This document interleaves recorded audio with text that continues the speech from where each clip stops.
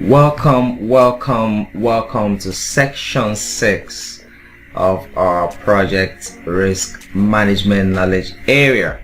In this section, we're going to be looking at how do we implement risk responses. Okay, so without further ado, let's jump in. So an overview of the implement risk response process. Implementing risk responses is the actionable phase of the risk management process. Now this is where we begin to take, very critical action. Alright? In this section, we'll explore the execution of the planned strategies developed in the risk response planning phase. The focus is on putting in place the measures and actions that will effectively address identified risks. Okay? Now, by the end of this section, you should be able to understand the purpose and importance of the implement risk response process. You should also be able to identify the inputs, tools, and techniques, as well as the output of this process. You're going to learn how to put in place the measures and actions that will address identified risks.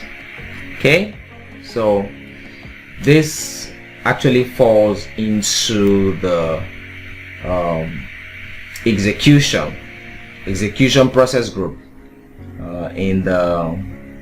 among the 5 project management process groups.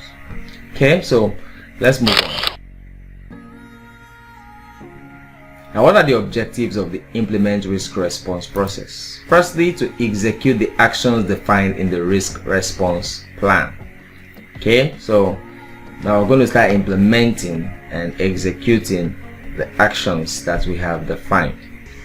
Alright, that we're going to do in trying to mitigate the risks. Monitor the effectiveness of implemented risk responses. So that's that. Ensure timely and appropriate responses to changing risks conditions. Alright, so those are the 3 main objectives of the implement risk response.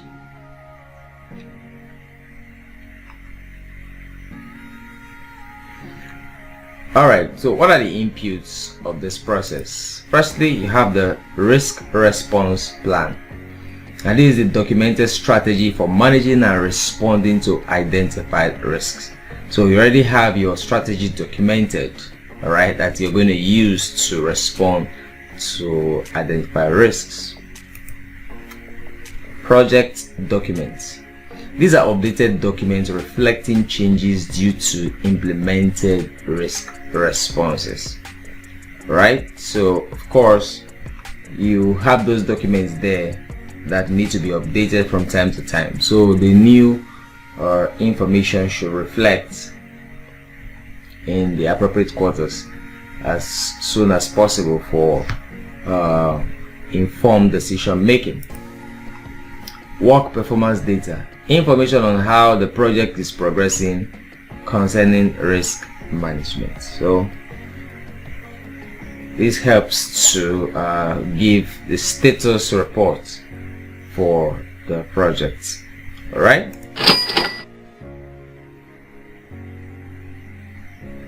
now what are the tools and techniques that we use in this process? We have the project management plan updates. Now this incorporates changes to the project management plan based on implemented risk responses. I remember I said we'll have the project management plan, alright, and for it to actually be useful, we're going to have to draw from that and then develop a risk management plan. Okay, so they're going to be working together. Project document updates. Now when you have looked at the whole scenario, you've changed some things or updated information in any of the project documents, you need to actually update them. Workarounds and contingency plans. Deploy alternative strategies if the initial plan responses prove ineffective.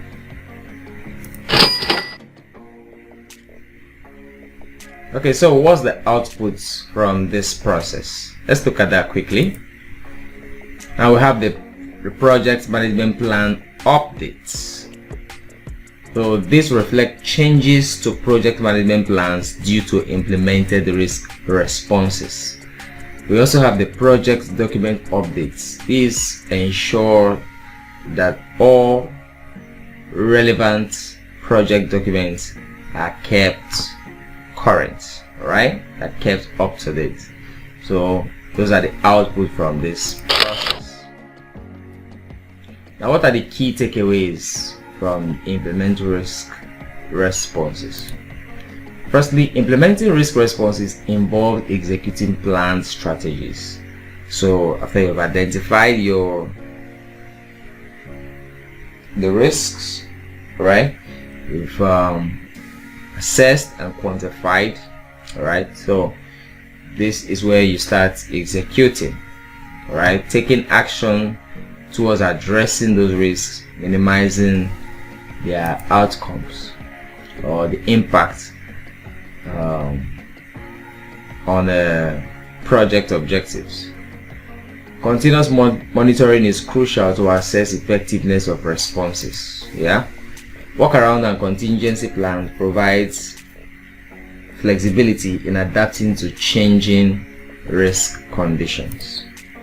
As a project manager, you need to have insight into the practical aspects of implementing risk response. Okay, ensuring that your project remains resilient in the face of uncertainties. Alright, so that's it for the section 6. I'll see you in the next section. Bye for now.